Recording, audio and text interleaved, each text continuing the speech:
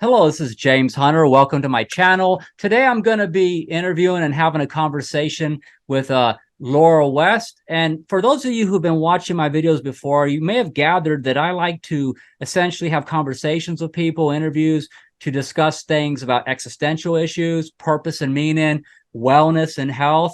And yeah, I like to talk to people from all walks of life and different backgrounds because I'm interested in what other people have to say about what the heck is really going on here, right? Whether it's our health and, as I mentioned before, purpose and meaning. Real quick, like I believe in the holistic approach for understanding things. I use my hand a lot. So there's a lot of things going on here that look separate, like the hand and the fingers, but not really. They're all whole, come together as one. And systemically, they all affect the whole. So I like to understand things from a holistic approach. You get the idea. I don't want to beat a dead horse. So Laura West is an RN. She's an author, a medium, podcast host, spreading the word of love. That's awesome. So my first question for you, Laura, is please tell us about your background. What do you do? But also, how did you arrive at what you do at this point in your life? You know, I'm 51 years old and I've kind of culminated to who I am and what I do today. And it's a process and so on. So for you, right, did you know from day one, you got out of high school, aha, I'm going to do exactly this? Or are you like most people, you kind of figured it out as you go along, but then it makes sense, right? Yeah. Well, first of all, James, thank you so much for having me on your show. I feel very honored to be here and to share. So I feel like even though I kind of had an idea of what I wanted to do outside of high school, I'm still sort of figuring things out as I go too. So when I was a teenager, that's when I had a couple of rather profound dream visitations that started my spiritual journey. And I want to say that throughout my life thus far, my spirituality and my human life have really intertwined rather tightly for the most part. I am a registered nurse, like you had mentioned, and it was because of the passing of my grandmother from cancer, who happened to be one of my first profound dream visitations when I was a teenager, that really propelled me to want to go into the medical field. And so I went into nursing school a few years into college and was able to do that. I've been a nurse now for about 15 years and love my job. And I feel like it really was a calling. And I feel that with nursing, I love the idea of combining the sciencey stuff and the caring and concern and for me spiritual stuff. So it's a really nice combination of the two because I myself feel that I am a combination of the two as well. And then as far as when did I decide to start calling myself a psychic medium? That was something also that happened on its own organically. I had always been interested in spirituality. I've always been, once I picked up my first Sylvia Browne book in my late teenage years, I became very interested in the other side and spirit guides and reincarnation and all these ideas that Christianity didn't teach me that I grew up with. I grew up with both a Christian and a Jewish faith, actually, a dual religious home. I can appreciate that. Yeah, and a dual culture home as well. So I find that that was a blessing. But I was figuring out which one I felt I fit into, and to be honest, I didn't really feel that way with either of them. So when I picked up Sylvia Browne and read those books, I was like, oh, this is it, and it was all about much more spirituality based versus religion based. And so I met my spirit guide Jason in a dream around that same time as well, so late teens. And I then did the human thing and I graduated from college. I met my husband, we got married, bought a house, had kids, all that great stuff. And then I revisited my spirituality again in 2019, where I visited my first psychic actually. And she told me to start meditating. I had not done it before, but I, of course, heard about it, started meditating, and it was like a switch flipped. And I want to say, sort of the precursor to my mediumship is now looking back, I can see I had a lot of dream visitations from past loved ones, either from my own family or other people's family visit me. A lot of experiences in that in between dream, awake and asleep state of like our past family dog visiting us, all those things in a very real experience. And I loved watching John Edwards and Teresa Caputo and Tyler Henry. I love watching the mediums, and I get so emotional, and I can feel like I want to do that. I wanted to do that. And I felt that in my bones that I was meant to do that. I just had to get through a block. There was something blocking me. And when I finally got through that block, and that block was fear, I was fearful that opening up to it, I would start to see ghosts and all these sort of, to me now I know as being scared of the unknown. And once I realized it was not that scary at all, in fact, it's such an amazing thing. It's one of my favorite things to do.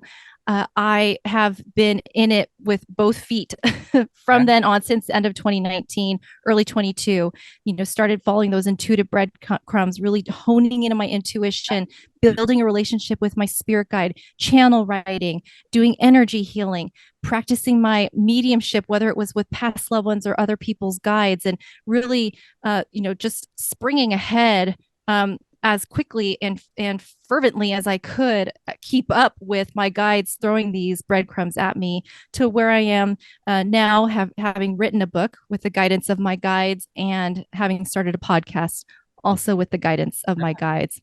And then here we are. Awesome. Hey, and I like breadcrumbs because it has to be a choice to follow versus something that's thrown up on you or your arms twisted, right? Yes. I think that's how it works. So anyone who watches my videos, yeah, I cheat. I take notes when I listen to my guests because that's a good student.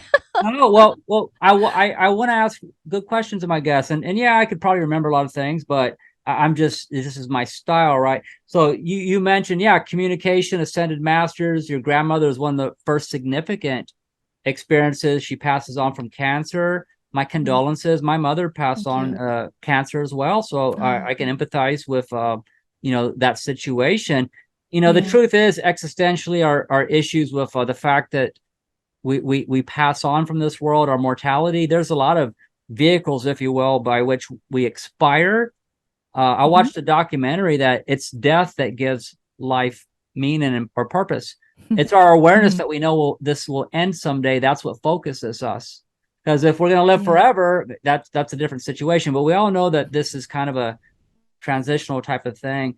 So I can really appreciate, you mentioned dreams, visitations.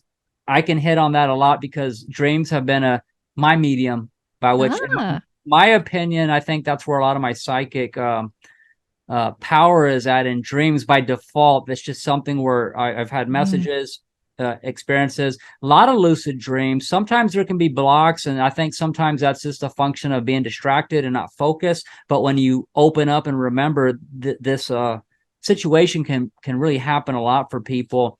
I think children, and then when you're younger, man, lucid dreams were like a normal thing for me. And then I got older, I'm like, oh, you mean not everybody can do this? I was like, oh, I do that all the time. Yeah. And then as I got older and started adulting, right, then that kind of falls off, and then you're more like on a default dream things until you take that power back. Spirituality based versus religion based. So let me hit on that real quick. Let me throw some comments at you this way. All right. So I grew up in a household with those like Christianity. I'm not a fan anymore of religious institutions, but I am spiritual. I do respect and have tremendous awe for the person of Jesus, who is a very powerful son of God or child of God. I've listened to a lot of speakers over the years, like Alan Watts, other people that talk about Jesus, Buddhism, Hinduism, ideas of reincarnation, all these things. And the thing is that when people actually look at the Gospels, which are written in Greek, and there's a whole story about which ones were picked, and but I don't want to get into the translations and everything. Yeah, and I don't want to go down that rabbit hole right now. But for the point I want to make is that what there is if you look at the messages, Why did they kill him? Why did they seek out to execute him? Well, he had the audacity to say, I am one of God, right? And then he does good works on their religious day, and he's healing people. And he says, for what of these good works do you want to stone me, kill me, right? That was like the big death penalty thing for many offenses. Right. Stone you. What of my good works do y'all want to stone me for? And the Pharisees, the Sadducees, the religious people, for none of the good works do we want to stone you, but that you would make yourself one of God. Mm. In the Gospel of John, Jesus says, isn't it written that I said that y'all are gods? These works I do, you too shall do greater, because I'm going to return to the Father, right? He's going to move on. So you'll still be here. Mm-hmm. Jesus says these very radical ideas. He says things like the kingdom of God is inside you. People look, it's here, it's there. It's outside of you. Jesus, no, it's inside of you. So Jesus, he bucked the system. He always had these ideas that were against the religious system. Spiritual beliefs versus religious system. Real quick, like he gives the Sermon on the Mount. He gives the analogy of God. He says, whom among you who is a parent who has children, if your children were asked for bread, you'd give them a stone. Whom among you, being a parent that loves your children, if they ask for food, would send them a viper, a poisonous snake, right? Yet God, who loves you much more, would he not, take care of you? He's talking about having faith and putting things in perspective. Well, where does Jesus, why would he say something like that? Why would he use that analogy? A lot of people don't know this. Jesus was raised in the Jewish culture. He read the Torah. He read the book of Numbers, because that's exactly what happens in the book of Numbers. The Hebrews are in the wilderness. They're hungry. They're complaining about food. Mm. It's exactly what happens. God sends fiery serpents, and many Hebrews died that day. Poisonous snakes, because they were complaining about their food, the provision. So he doesn't just pull that story out of anywhere. He read it probably in his culture and says, hey, I don't agree with this interpretation of God. I have a different idea of who God is. So that's my opinion about that. People can disagree, but it is what it is. Go look at the book of Numbers. That's what happens. Jesus tells stories. He has many different ideas, and that's why he was persecuted. Sure. Yeah, that's right. So the point is this. If Jesus would have told a Buddhist, hey, I'm one of God, the Buddhist would have said, congratulations, right? They wouldn't have tried to kill him. So that's the point. Spiritual versus religious systems. So the point is, I don't mean to be dismissive or try to offend anybody if you have a particular religious belief. That's not my goal. My thing is, I grew up in a religious system. I went to a church, and I was convinced that this is what the book says. But then I got older. I started learning and opening up my mind. My intuition told me things that don't make sense. So this is the other part, the spiritual base versus religious base, because religions are systems based on men, human beings, books written by human beings. It's what it is. So anyways, I don't want to go forever on that topic, but the point is, I can appreciate spiritual base versus religious base, right? And by the way, when people say, what would Jesus do?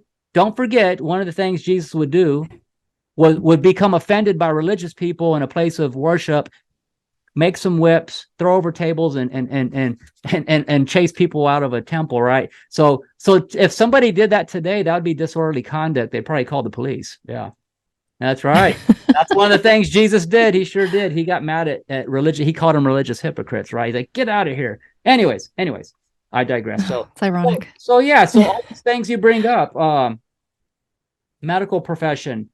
So being a medical professional, the whole and how you balance those. So that's a question I'll probably ask you here in a little bit, because I'm curious about you being medically trained, your education, being a nurse. You work in a place that they look at human beings very systemically as processes, biological processes, right? Yeah, they have chaplains and they can do spiritual care too. I'm not saying they don't do that, but how do you balance these things out? So question number 2.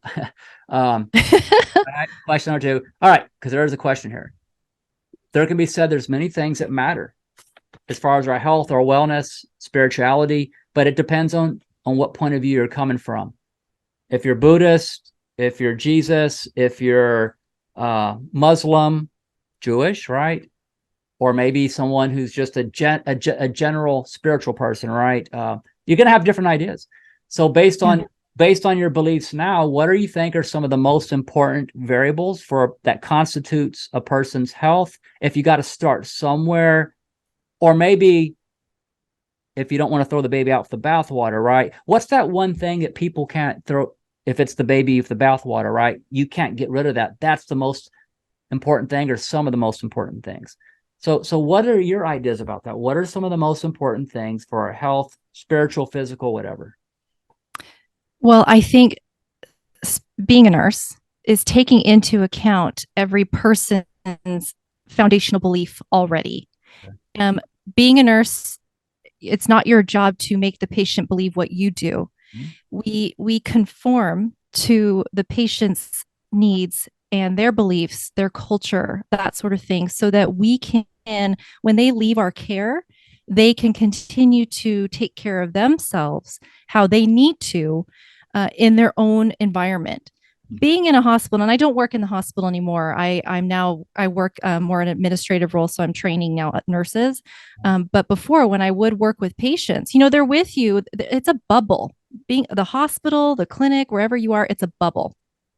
And it's where they go to get their health and issues addressed. But when they go back home, it's a whole different story. All of the, the things that the temptations are there, or the lifestyles that they had before, the habits, everything's still there. So it's a way to take into consideration all of that, their culture, their lifestyle, their living conditions, those sorts of things, and making what we teach them and educate them to care for themselves work. Because that's what we want. We want them to feel better. And I feel fortunate. I work for an institution now, and perhaps many are taking this approach where it's about preventative care. So it's not just about, come in and fix you. Now we want to, talk to you about lifestyle choices, talk to you about preventative measures, why we have you come in for frequent blood pressure checks and blood draws and all that stuff, because just like with a car, we want to make sure you're still running right. Yeah. So the other thing too is really understanding the patient's, the person's idea of what is health to them, because what we may consider to be healthy or ideal may not be what they consider to be healthy or ideal. So being on the same page with the patient is really important. And the holistic approach as well. So I went back to school and I got my master's of science in nursing education. And a lot of the things that I learned is about the holistic approach, and is about being culturally sensitive, and making sure that perhaps demographics that have not traditionally been, not recognized, but represented and cared for are considered more. And so bringing care to them, using technology to now reach the rural areas, or the people who can't drive, or whatever the case may be, people with chronic conditions, and having them monitor their stuff at home, and it comes to the doctor through the internet, or the secure messaging system. So a lot of it is just really looking at the patient as a whole. I think it could be better. I think that we could include more of a spiritual base, maybe more of that understanding, because it's still a very science driven, as it should be. It's very evidence based. The body's very physical. I get it. But there's way more to the body than just that. So, maybe we'll get there. But that's how I bring the spiritual in. So, hey, the body is very mechanical, if you will. If you want to be a material reductionism, if you will. But we do know there is a mind and a body connection. We also do know there's this thing called epigenetics. That means that, I don't know, it's 98%. It's pretty high 90s%. As much of the expression of our genes is under the influence of lifestyle, way of thinking, and behaviors. Kind of like genetics. Genes are like the bullets. They load the gun, but something has to pull that trigger, right?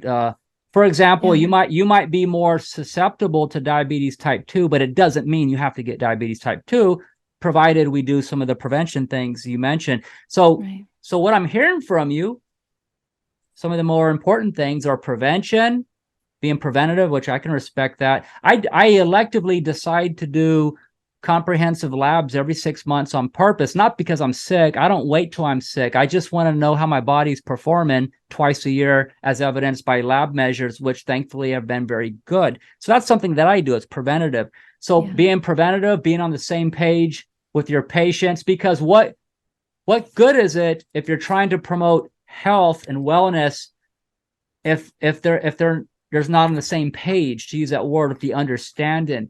So this is important too. What is their understanding of health? Because that's huge. Absolutely. So cultural competency, that's something that I use when I work with clients. My job is not to tell them what their beliefs need to be, because I work with people with all kinds of beliefs, right? So my job is to try to have understanding as best as I can, because then that is going to give me a better chance to help them when I'm able to work within an understanding for them. So these are great things, and thank you for sharing that. So cultural competency, health being more about prevention. So I want to make a few comments, not to be controversial, because I'm gonna make some comments about the pandemic, right? Like trigger word, pandemic. So okay, all right, here we go. So here's the deal. I'm not, and I'm not a politically motivated person, I promise. I don't play into partisan politics. I don't play into right or left. I'm a critical thinker, always have been, very liberal about a lot of things. And I might be a bit more conservative about certain other things too. It just depends on a situation and its merits. So for me, I'm gonna do a shameless bicep shot. Here you go. I've been working out since I was 12. I'm 51, right? Not that a bicep by itself proves you're healthy, because it don't. You could be terrible on the inside, but I do that just to be a bit silly. I'm just being silly with the bicep shot. So I've been working out 40 years. The point is, I value being intentional with fitness. When I was young, it was for sports, and then even a bit early 20s. Yeah, I was maybe superficial, trying to look good for bar night back in the day. But then as you get older, your values change. And so for me, it was about my medicine, my health, feeling good, confidence, and realizing that this doesn't last forever. So it's about my quality of life. So then my reason to work out changes. So the prevention thing is that I do certain things because I place value on them. So back to my thoughts about the pandemic. In 2020, when the shutdown happened, thankfully I can work from home. So I made a few videos about this idea of what can we do, because people have a lot of fear. This virus can get me now, anxiety and uncertainty about the future. So, okay, there's a study. It's a longitudinal study on, guess what? Nurses who work graveyard shift. They don't sleep as an ideal sleep situation. So this longitudinal evidence-based study, guess what it concluded? That you have a greater chance to have a suppressed immune system because you're not sleeping well. You have a higher risk for metabolic syndrome, cancer. You're more vulnerable to cancer because you're not sleeping, suppressed immune system, heart disease, and so on. Also, people who have suppressed immune systems because they don't sleep well. I always ask people about their sleep, by the way. Sleep's huge. Guess what else is a consequence?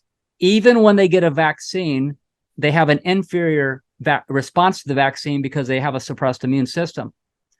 Vaccines work on the idea, based on the research I read, is on an immune system response. So you have an immune system, you get a vaccine, it has a response to said vaccine, and now you have the protections. So if you have a strong immune system because you're doing the other things too, sleeping, trying to eat healthy, doing the best you can with what you have control over to optimize your immune system, that's good, because when you do take a vaccine, you're going to have the best situation possible. So, but if you're not sleeping, suppressed immune system, you get the vaccine, yeah, you'll get some of a response, but it won't be as good as somebody else who has a better immune system. That's the point of this study. So here's the deal. I tell my friends, hey, I'm great. I'm glad and happy that you feel strongly about a vaccine. Go get the vaccine. But if that's the only thing you're going to do, that's your whole prevention, I'm just going to get the jab, to use that word, right? I'm going to get the jab. You're missing the whole point. You're missing the point, because if you don't think sleep is important, you don't care about what you put in your body, you're not even trying to exercise, and you're not trying to manage stress, anxiety, you're not trying to have healthy balance between work and your personal life, but then you're going to become self-righteous and judge people over this controversial thing of the vaccine. And I respect people's different beliefs about it. I'm not going to tell people who's wrong or right, what they want to do, make informed choices. But it did feel a bit disappointing that people got so polarized on this issue to judge each other over it. And particularly, you got people buying cigarettes, smoking cigarettes, you're obese, you're overweight, you don't value self-care, but then you're going to be so self-righteous that you got a vaccine. I just can't help but not see the irony in that, right? Versus someone who, yeah, I'll get the vaccine, but you know what? I'm not putting all my faith in that. I'm going to sleep. I'm going to put good food in my body. I'm going to exercise. I'm going to show my body respect and love myself, right? So it's all of it, the holistic. So I'm not against vaccines. I'm not against medicine. But I don't think if we just have this all or nothing, it's just this one thing. I think that just sells us short of all that we are. And it actually undermines our responsibility for all of it. And that's just my thoughts on it. So yeah, I made a video about that. And of course, people, they ignored the whole context and they just try to, say something like, no, that's not what I said. What I said is that sleep's good and so on and so on. So yeah, people are very emotional and so on. So anyways, prevention, right? Nobody's going to live forever. I get it. But it's about your quality of life while you're alive, right? It's what it is. I got three older brothers. I got three older brothers, same genes. We got 23 chromosomes from the same two parent donors, but different outcomes physically based on lifestyle and choices. That's right. I honestly haven't been sick since I was 20 and I'm 51. I'm not making that up. It's true. Never been sick since I was 20. I had like I had like a bronchitis when I was 20 and I was partying. I worked in a bar, was burning the candlestick at both ends and I wasn't sleeping. Anyways, like I said, to me, it's not a political issue. I'm very liberal in many things and most things. So what are your thoughts about prevention, right? Not to be controversial, but am I wrong in these ideas? Am I being irrational? Or maybe a critical thinker might say, yeah, there's a point to that. I like how you said that, while you're living, you might as well try and be healthy and take care of your body while you're living. Yeah. I do want to say, and I think and perhaps it's obvious, but prevention doesn't mean you're not. It's not a guarantee. No, it's not a guarantee, right? It's not a guarantee because I know my husband, he works for the fire department, and a lot of those guys they work out, they eat really well, and they're exposed to COVID. It's part of their job is helping, being first responders. And some of those guys, despite taking care of themselves, because it's such a contagious disease or illness, they got knocked down pretty hard. So yeah, you're right. You're right. Yeah. And it's not a guarantee. And my point's that it's not a guarantee. My point is that you want to factor in everything you can do to optimize your chances. So yeah, do it all, right? But you're right. I have some friends that got knocked down pretty hard too, and some of it might just be underlying issues, predisposed to things, and then just it's the diathesis stress model, which is basically your genetic endowment and how that interacts with stress from the environment. We're not all the same. It's just what it is, right? Some people are just gonna have other situations. Now, I actually was exposed to some COVID individuals. Fortunately, my situation was different. Knock on wood, right? I'm not bragging. I'm very thankful. But you're right. You can be somebody who does all the things that I just mentioned, and you know what? Yeah, you can still get some pretty nasty symptoms, and it can be ugly. You're right. So that's not my point to be dismissive that it's not a real thing. It is. My point is the prevention part, to do everything you can that you have control over, and because to me sometimes it's kind of like black or white thinking or all or nothing, meaning that, well, we'll die anyways, or you can still get sick anyways, even if you do everything right. And I'm always careful with that with people, to encourage them. Okay, you have a point and I appreciate it, but let's not use that to be dismissive of the bigger point, that it's still a good idea. It's always going to be a good idea to sleep good. It's always going to be a good idea to eat as healthy as you can. It's always going to be a good idea to exercise, whether or not it's a guarantee or not. It's still a good idea, and that's my point, right? No, I lost two friends because of COVID. So I can appreciate it, and you're right. You're right. Yeah.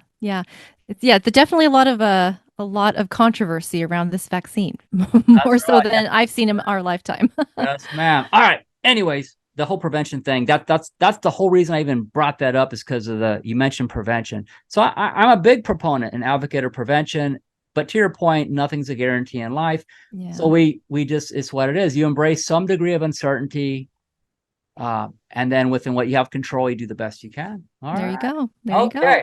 All right. And I'm going to ask you about your psychic mediumship. Don't worry. So, all right. Oh, That's my like fourth question. All right, here we go. Okay. And yeah, I can get a bit tangential, bit ADHD a little bit sometimes, to use labels, right? Okay. All right. So neurodivergent. Huh? Yeah, hey, I know. I like that's a much better politically. Yeah. I'm neurodivergent. Here you go. Yep. Hey, people first language. Here we go. I am a human being who happens to be neurodivergent. There you go. There you go. That's right. Don't call me neurodivergent. I'm fine. Yeah. No, my wife is an interpreter, and her brother Clifford was born completely deaf. Her mother was deaf. Her mother was born deaf, so she can hear. But if you're a little girl who's, when you're born, your mom can't hear, guess what? You're gonna learn sign language. Oh yeah. so she's an interpreter. So awesome. and she knows better. She knows better, but she accidentally said to an individual who actually told her I have autism. She goes, "Oh, you're autistic."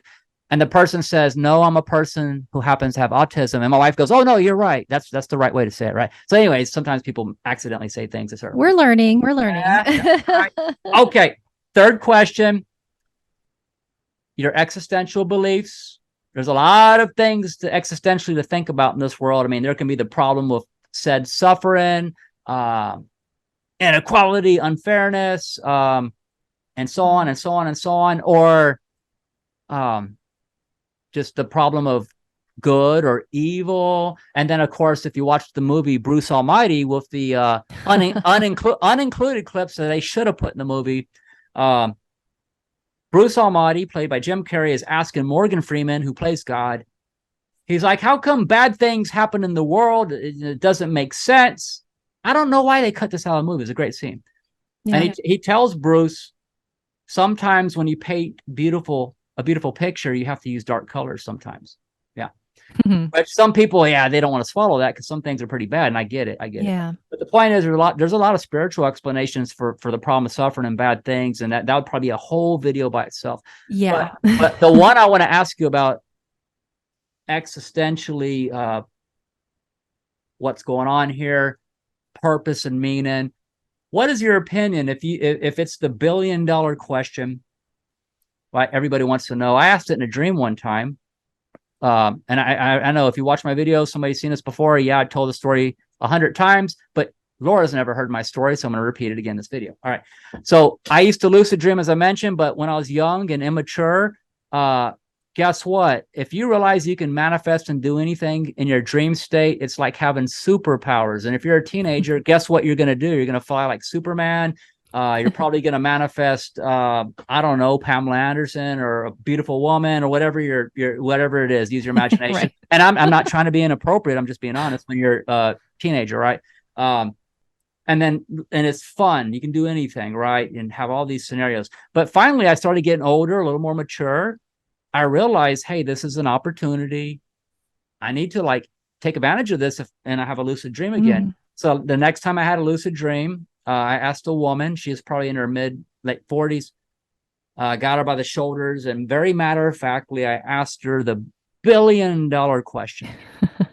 I said, what's the meaning of life while we're here? Oh, that's right. She looks at me very matter-of-factly. She looked at me very matter-of-fact, as if I should already know, and she simply says, challenges are your milk. That's it. That's all she said. What does milk do for a baby? It makes it stronger, nourishes it. Right? So my understanding in that simple statement is also as a communication. It wasn't simply just the words. It was like this understanding that I felt at the same time, is that a big part of why we're here is that this world is about, we're challenged in this world. We gain different strengths and lessons, or if you want to call them virtues. So this world is a test. It's a lesson. It's a schoolyard, whatever you want to call it. And you cannot gain any strength without any challenge. It's what it is. You don't build muscle without putting resistance on them, strength training. You don't. In fact, if astronauts go in zero gravity in space, they lose bone mineral density. They get like osteopenia, osteoporosis. They lose their bones, get brittle. They know this early on. So now they have them try to do exercises in space with strength training and drink, have a high protein diet. Weight bearing. Yeah. Yes. So, okay. So this is in the physical universe, but also spiritually true. You get strong as a result of opposition and challenges. You're not going to get stronger if you have an easy peasy life, right? That's why also we shouldn't always feel sorry for people who we think seemingly have it easy. That's not always a good thing. So anyways, that was my answer. And the dream, purpose and meaning in that context was, well, the purpose here is for us to get stronger, to learn, to grow. So yeah, it sounds generic, but that's what I heard, right? What's your opinion? And it can be different than mine, my experience, right? I mean, there's probably a bunch of answers for this one. Why the heck are we here? What the hell's going on, right? Oh my goodness, the $1 million question. Yeah. Well, can I tie this into something from earlier? You can tie it into anything you want. Okay. So it was synchronistic that you brought up Jesus earlier. Of all the ascended masters, you brought him up because he was one of the 2 significant dream visitations that I had as a teenager. He visited me in a dream, and it was during this time that I was sort of grappling between Christianity and Judaism. And in that dream, he came to me on the arm of a grayed out man wearing like a flannel, buff arm and tall, but I couldn't see him. I just saw the arm of this grayed out figure. And then Jesus was in full color and surprisingly short. I remember that was my thought.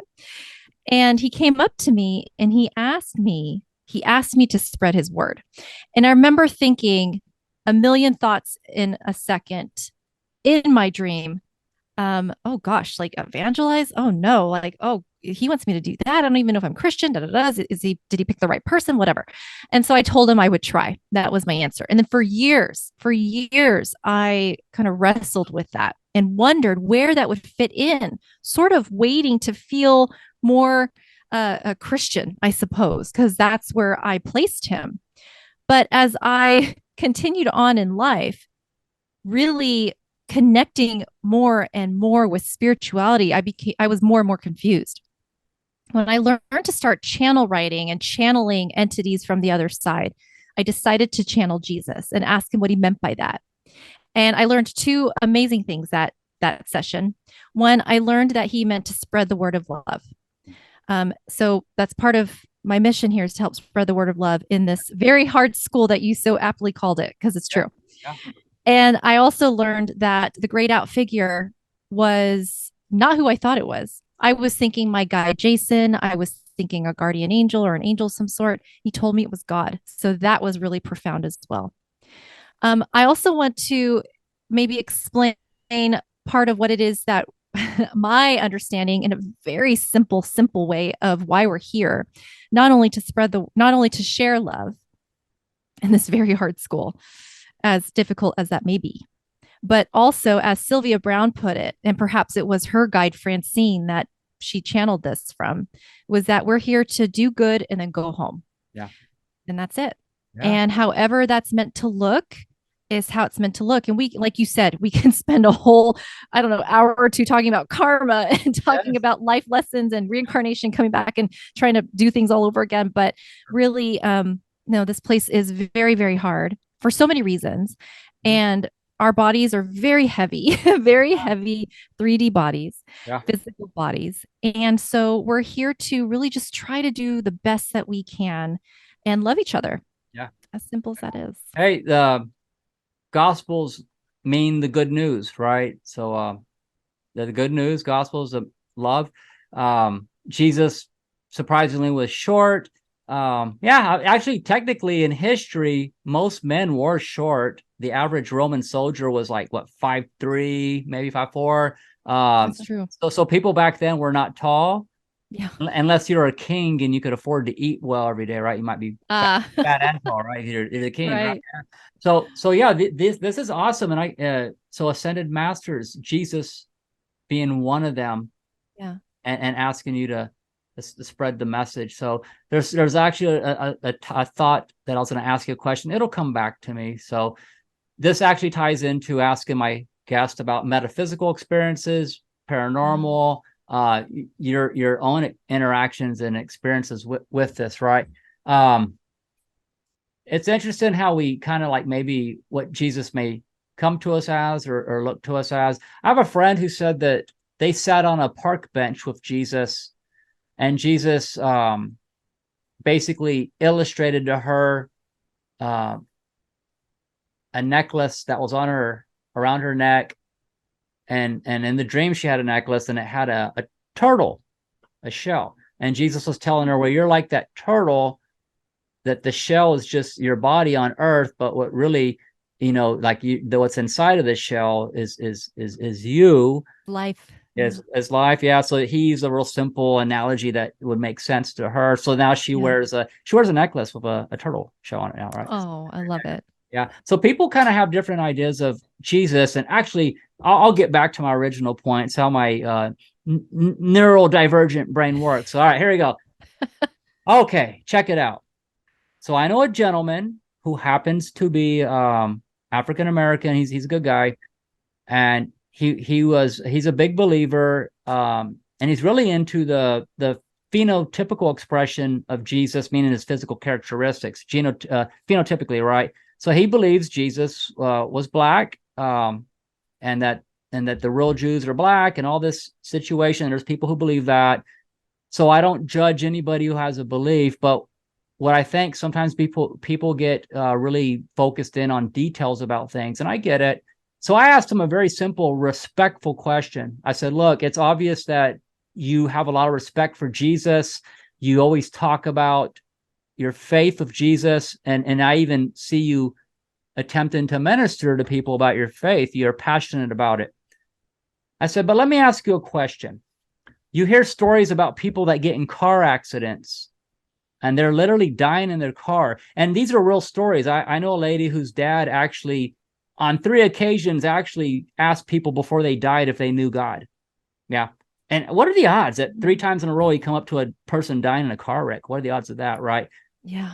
So you have somebody dying in the car. They're literally bleeding. They just had trauma. They're about to die. They have a little bit of consciousness left. And you're trying to offer them some comfort and support before they die. And you're asking them, and so as people ask them, they know God, right? So I asked this person, I said, look, let's say somebody's about to die. You come up on a car wreck, and you might have 5 minutes to minister to this person who maybe they've never heard about God. Maybe they are a nihilistic type of a person. They don't think nothing matters. Maybe they had a hard life. They don't believe in nothing, and they're in a car wreck. They're about to die. You got 5 minutes. Are you going to spend the 5 minutes you have with that person who's going to die trying to convince them of what physically Jesus was, whether he's Hispanic, whether he's Arabic, black, Asian? Are you going to use your 5 minutes to convince them of that? Or maybe you're going to tell them that God loves you and that God's not mad at you, that we're all one? Are you going to try to tell them the message of Jesus and the Gospels? How are you going to use the 5 minutes if somebody's about to die? Right. So what's really important in the bigger picture, right? Yeah. Yeah. What would Jesus healed the Samaritan, right? Actually, Jesus said something that would be politically incorrect. I think it was, in the Gospels, I think it was a Samaritan or something said, Master, will you, I think he asked, it's actually, I have it in a video I did one time. So she asked Jesus for a favor. It was either healing for herself or for a family member. And Jesus literally said, anybody can fact check this, go get on Biblegate, look at the words. Jesus said, it's not fitting that I give the food intended for the children of Israel to feed it to the dogs. He says that. Yes, he does. Jesus freaking says it. Read it. PC police. Such a rebel. That's right. Cancel culture. Go get Jesus from back then. All right. Okay, so check it out. But here's the deal. There's a context. This woman says, "Yes, master, but even the dogs eat the crumbs from the master's table." She was very humble, and Jesus was moved by that, and he had compassion. And he says, and then he said, "I decided that this food also is for not just for the Jews, but the Gentiles too." And so, anyways, he ended up helping her out, right? So there's another situation where you see this bias, if you will, about who can have God's love, that it's only for one group of people, or Jesus moves away from this. So there's a centurion. So a centurion in the Roman army comes to Jesus and says, "Hey, I know who you are. I hear you heal people. I have a sick servant in my household. I need you to heal the servant." And Jesus says, "Sure, no problem. Just take me to your household. I'll be glad to see what I can do to help your servant." And the centurion says, No, that's not necessary. You don't need to come to my household. I, like you, am a man of authority over people. And I know if I tell one of my people that I have authority over to go do something, I don't need to be there. I know they're going to do it. But so just speak the word only that my servant's held, and I know they're going to be fine because you're a man of authority. And Jesus, and it says in the Gospels, and Jesus marveled. It's the only time in the Bible you see where it says Jesus was marveled. He was like blown away and impressed. Jesus I just got chills. That's right. That's right. That's right. So Jesus said, "No, not even in Israel have I seen faith such as this. Go about your way, and as you have spoken, your servant will be healed." And in that same hour, his servant was healed. That's right. So there's another thing about the Bible where you hear like people will use the loophole. Well, only if your faith is strong enough, right? Jesus talks about the faith of a mustard seed. If you have just that, you can move a mountain, right? Oh, yeah. And there is that context, but also there's another context where it didn't matter what the people's faith was. It didn't. Where Jesus and also the apostles simply just said, "You're going to be made whole," and that's the final word. It didn't matter what their faith was, right? So a lot of people have different ideas about quantum mechanics, quantum reality, and how consciousness can affect the material world and all that. So I listened to one gentleman who talks about the things Jesus did, that their theory is because of Jesus' awareness of himself and his conscious connection and everything, and how powerful he was, is that he saw people as whole people. That's it. He comes to a sick person. I don't see you as a sick person. I see you as whole, as it is in earth as it is in heaven, right? Like the Lord's Prayer. So he saw people completely as whole, and he called it as such. It had no choice but to conform to what he was seeing. It had to become healed and healthy. Peter did the same thing when he went to the temple. Book of Acts, I believe. This is after Jesus passed on, and the beggar, which legally they could wear a cloak that gave them the right to beg if they had a disability. And Peter says, "Neither silver or gold do I have, but such as I do have, as Christ, rise up and walk." And he grabs the leper's hand, and immediately the leper got up and walked. Wow. That had nothing to do with the leper's faith. That was all Peter and his faith and saying what's going to be. So this goes both ways, is my point. If you're going by the Christ conscious example of Jesus and those people that were his proteges that came after him, if you're going by that, then people who have that level of faith can affect the world, including people, irregardless of what their faith is. It's not required if you have that level of Christ consciousness based on what the Bible says. Anyways, I'm sure I got on that tangent, but you brought up Jesus, so that came to my head. I know. I can't help it. Yeah. So, okay, real quick, because I don't want to use up all your time. Thank you for being generous. Okay, let me ask you about psychic mediumship. You mentioned in our initial meeting about this intuition feeling. Could you maybe clarify psychic abilities? I know other people talk about claircognizant and all these different things. Yeah. And then you have Hollywood and movies. What is your psychic abilities? How would you clarify them? It's not black or white. There's shades of gray in how you might interpret psychic abilities. Maybe you can tell us about that if you want to. Yeah, sure. So not every psychic is a medium, but every medium is a psychic.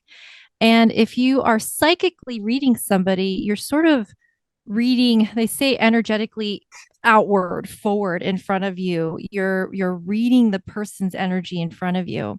Or I like to enlist the help of my guides when I do it, or the person's guides as well. And then mediumship is passing along messages from either past loved ones, entities, on any entity on the other side, because you're a medium, you're the one in the middle sort of translating the information and passing it one way. Now I do want to say one way, because I think sometimes the sitter forgets that they can talk. They don't need the medium to talk to the people on the other side, but sometimes we need a medium to hear from Yeah. those that have crossed. So that to me is sort of how I would explain that. Now for me, I feel like I have had a a taste of all the, my senses have been used in every way to then help influence my sixth sense. So my five senses have all been used to help my sixth sense interpret and connect. So I have had the hearing, I have had the seeing, a lot of seeing, a lot of just knowing or feeling, and sometimes you can tell how a psychic medium or psychic is reading, because they'll say things like, well, I feel like this, or I see this, or I hear this, and that's how you can tell they're getting the information as well. Yeah. So Okay. all those different ways too. Yeah. Yeah, and I can appreciate that. I mean, it makes sense. I mean, sometimes I think because of movies, like with what's it called? Is it what's it? Patrick Swayze and Whoopi Goldberg. Was it called Ghost? Ghost? Yeah, yeah. They're literally just talking. They're one. just talking direct. It's like very clear. There's no confusion. Tell I them this. wish it were that easy. Yeah. So people think, yeah, but it's similar. With therapists working with people, is that you're trying to clarify what you intuitively suspect a client, because I work with clients for mental health reasons and other issues, most tied into mental health. So intuitively, I can pick up on an issue, a theme, I can feel it, but I ask questions in a roundabout way to confirm it, to make sure. And pretty much most of the time, you're not always perfect all the time, but most of the time your intuition is correct, because they will confirm that for you by helping facilitate their own insight into different issues. So yeah, there's a consciousness that's on the other side that you're connecting with. It would seem to reason to that. No, you're just not going to directly tell somebody, hey, your grandma said to go dig up the well in the backyard. It's by the oak tree, whatever. Right. Yeah. I mean, maybe, I don't know. Maybe they might. Maybe they might. Yeah. Maybe. Could. Yeah. Maybe they might say that. Right. But Yeah. But sometimes you might be going off of a particular, what you think you're feeling. And before you start spouting stuff out, no, you want to kind of try to ask, probe questions, and try to clarify and so on. So I can appreciate that. I've had some interesting dreams that are very different than a casual dream. And I'm not one of these people that like, oh, I'm going to make a prediction because I had this powerful dream. I never done that. But then I was like, man, maybe I should have said something, because I've had dreams of things that then the next day something on the news happens, something profound happens, and so on. So people want to call it coincidence. They can call it coincidence, but they've done studies on paranormal, these type of things, where it's more than just chance. They've even shown that it definitely has a significant difference, a predictability that's beyond just random chance is the point. Yeah. Okay. April DeMille's really good to talk about all that dream stuff. I don't know if you guys touched on that at all. We've talked about the dream stuff. She was talking to me about dream walking. I've been distracted. I used to actually be able to leave and enter other contexts that it felt like I was separate from my body, but then I'd get scared. Oh, I'm not going to go back. Yeah. So I've done that before. And then now that I'm older, I know if I were to focus myself, a lot of things are possible. But that's something I'm curious to revisit, that part of myself with my dreams, and try to waken up a lot of that stuff again. I think that, like you said earlier, what was binding you was fear. So fear can kind of hold back some stuff of what you can do in dreams, because you're scared, like, oh shoot, what if I do this and then I don't come back? Yeah. So okay. I probably had a couple other questions when you're talking about the ascended masters. Okay, so here's stuff. Is it the Akashic records? Did I say that correctly? Akashic records. Akashic Yes. records, reincarnation. Here's my question, I think. All right. People are so dismissive of other belief systems and religions because they get caught up in their own dogmatic, what they're taught at their church, particular to Christians, but other religions too. So I know a guy who's Christian, and he's like, oh, no, Bible teaches you, and you have this life, and what you do here, this is what counts, and you're going to either determine your eternal fate in heaven or hell. This reincarnation business is just an excuse for people to feel like they don't have to get it right this time around, so they can not be anxious about being a better person, right? Mm-hmm. And karma, by the way, just means your action. Your actions have consequences, right? So, hey, sounds familiar. God's not mocked. Whatever you sow, you reap. Hey, I think that sounds like karma, right? Yeah, anyways, that's in the Bible today. Yeah, okay, but here's the deal. Reincarnation is in the Gospels. I talk about this in other videos. So Jesus' disciples were always asking him to make sure he's the one. Well, Master, isn't it written that in order for you to be the Jewish Messiah, that Elijah must first come back from the dead? And it's in the Gospel of Matthew. It's in two gospel scriptures. I actually sent it to a person. I got it on my Bible files where I save everything. Jesus answered them this: if you'll receive it, I tell you that John the Baptist was he, and they knew it not, and they did to them as they pleased. They beheaded John the Baptist. If you remember, they killed him. Mm-hmm. That's right, because I think it was that Herod's daughter was jealous of him, whatever, because anyways, John the Baptist was executed. Jesus says John the Baptist was Elijah returned from the dead. What is that? That's reincarnation, because John the Baptist is another human physical form. In order for him to be Elijah, he has to be Elijah reincarnated in this brand new human body. That's reincarnation. It's in the Bible. Jesus says it. So those of y'all who are dogmatic and your cognitive dissonance starts kicking in, hey, don't kill the messenger. Go read the Gospels. Jesus tells the disciples John the Baptist was Elijah returned from the dead. That's reincarnation. It's confirmed twice in the Gospel scriptures. What's the point of me bringing that up? A lot of times people, if they just read and open their minds, you'll find there's things in common with Jesus and some of these other belief systems. It's not so rigid or exclusionary or black or white. And a lot of people make the argument. A lot of people who have come here, call them ascended masters, have tried to say the same things and have been killed for it. Yeah. So anyways, that's my random thought. All right, last question. I have a last question. Do you still have a little bit of time? Sure. We're not going too long, and I'm sorry if I'm going a little too long. All right. That's okay. All right. Okay. So this is a summary question. Okay. Basically, of everything we just talked about, what would be your recommendations based on your beliefs about this world? We talked about purpose and meaning, wellness, health, prevention, all that. Maybe you can tell people about your services and what you do too, for what you can offer to help people. But what is really some advice, some wisdom you might want to impart? What's maybe the bigger picture? What's the broader takeaway from our conversation, or anything you want to make? Because there's always a broader, bigger point. And when we get on all these conversations and go different directions, it always comes back. We always pull back to center, because it's always about a main point. What's the bigger takeaway? What really matters, right? Now that we pull everything back to the center after exploding everywhere, right? Yeah. Yeah. So I think the biggest thing, like you said, bring it back to center. The biggest thing that I want to share with your viewers is the importance of meditation. Okay. And I know that seems either simple or daunting. I guess it depends. And there's no one right way to meditate or wrong way. No, there's a wrong way to meditate, but there's no right way to meditate. For you, that could be going on walks, that could be gardening, that could be closing your eyes and sitting quietly, listening to a guided meditation. There's so much outside noise, outside influence.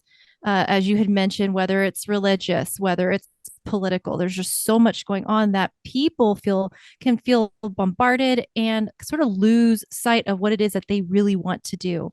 And so it's about bringing people back to their intuition and strengthening their intuition, which to me means strengthening that loving relationship between them and their own guides, that help them through life, whether or not they Yeah. acknowledge them or realize them. And bringing it back to center, because not only does meditation have a lot of mental health benefits, it has emotional health benefits and physical health benefits as well. So it's sort of a win-win. And the difference between meditation and prayer is prayer, we're talking, meditation, we're listening.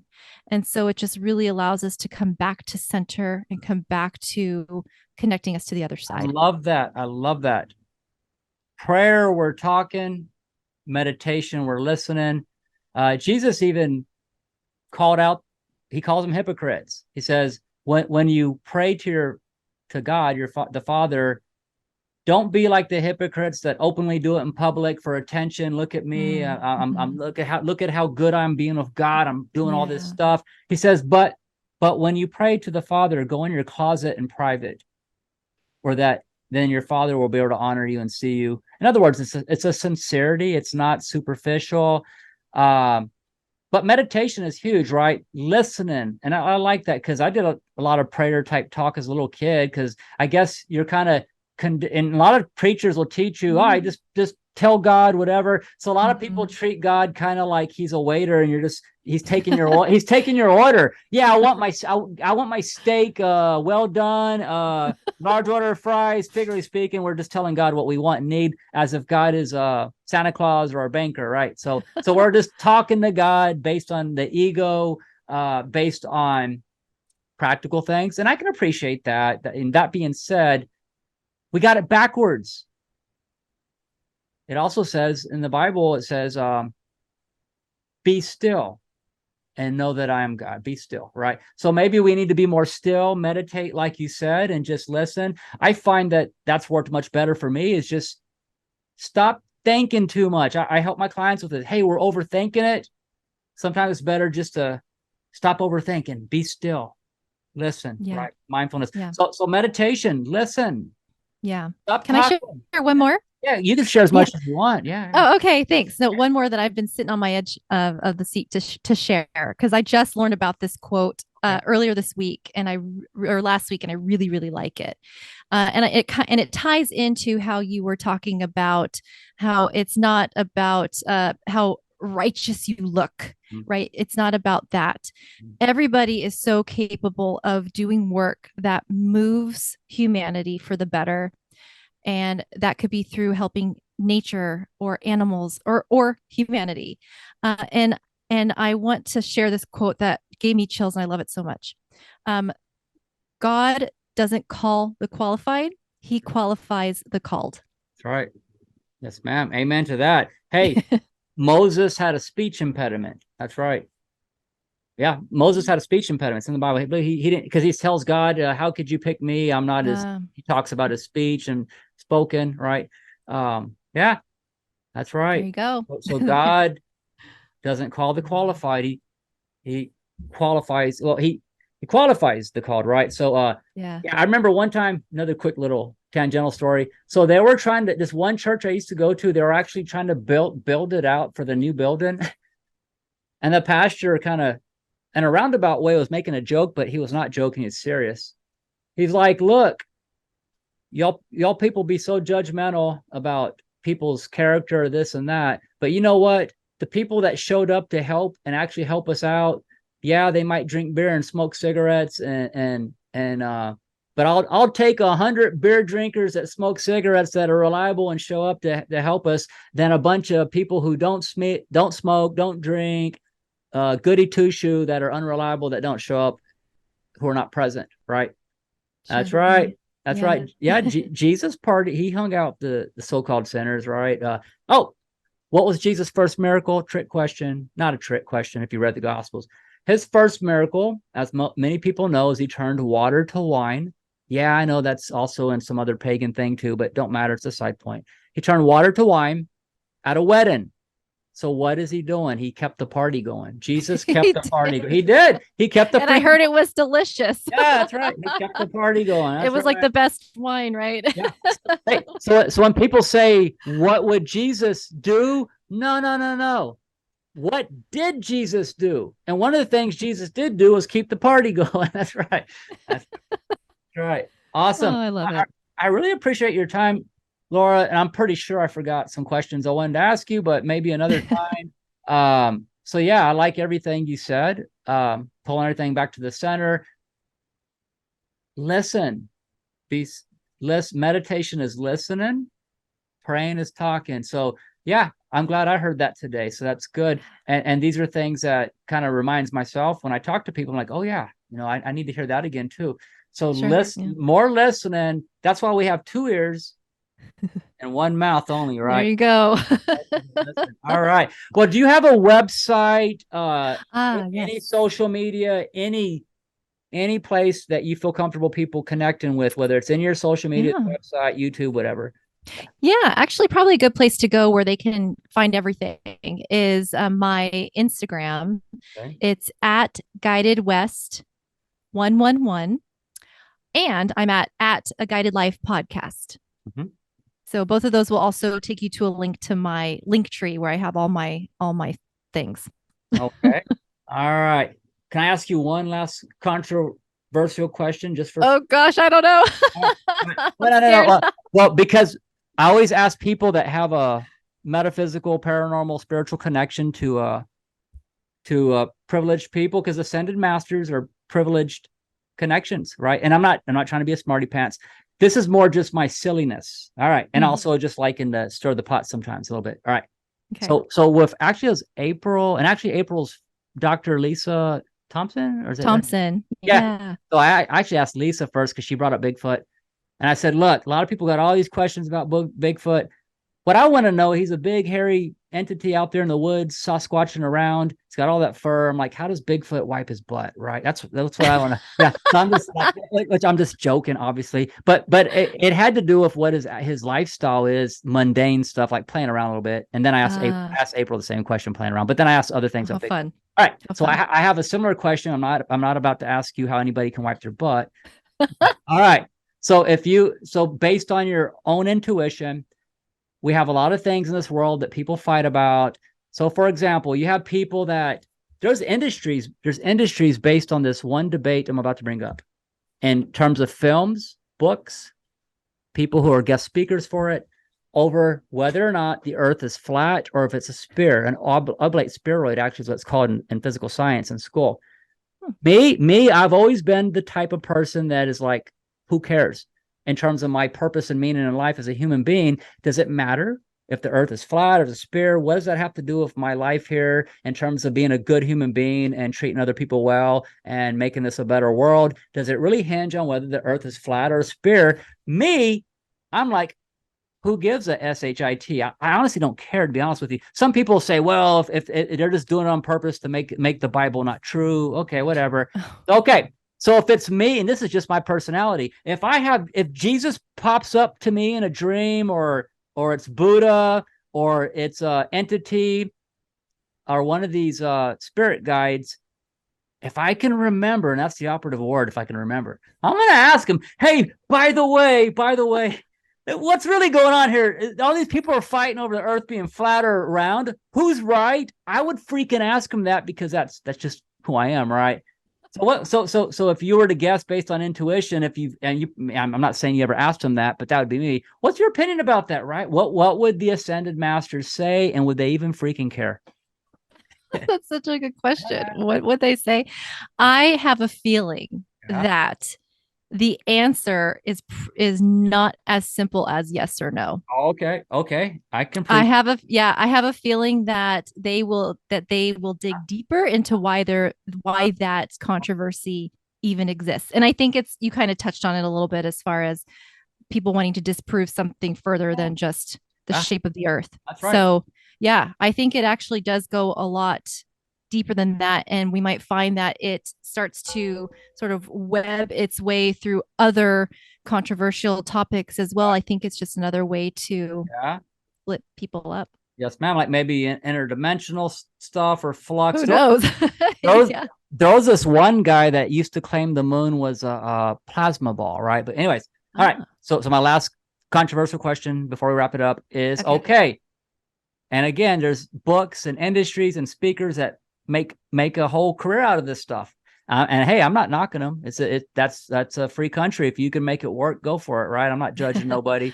Okay, so did we really pilot a spaceship and land on the moon? And all those years ago, with a computer that has less power than our cell phone does today, that we've never been back to again, right? Which they say that we lost they lost the instructions on how to do it. That's actually a real excuse they gave. Well, we lost the technology. And I'm not telling you what I believe to influence your answer, but once again, if it's me, James Hunter, and an ascended master pops into my awareness, whether it's Jesus, Buddha, my spirit guide friend Steven, or Bigfoot, who communicates to me from his interdimensional pocket space, I'm gonna say, hey, what's up? If you don't mind me asking, I got a cold beer in the fridge. If you want one, I got one for you. Would you mind letting me know and settle this once and for all? Did we freaking land on the moon or not? Yes or no, right? So that's me again, right?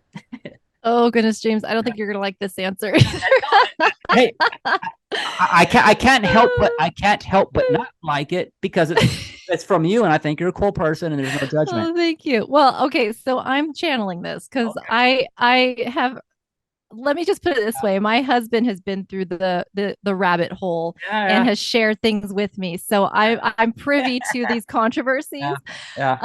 And I kind of observe it. And I don't know if I really have an opinion one or the other, because I don't have enough evidence. But what I will share from what's coming through, because I've got someone right here with me.